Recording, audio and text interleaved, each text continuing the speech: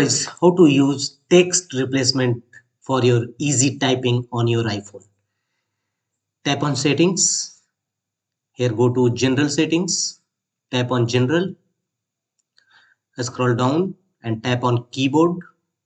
And here you will find the option text replacement. Tap on text replacement.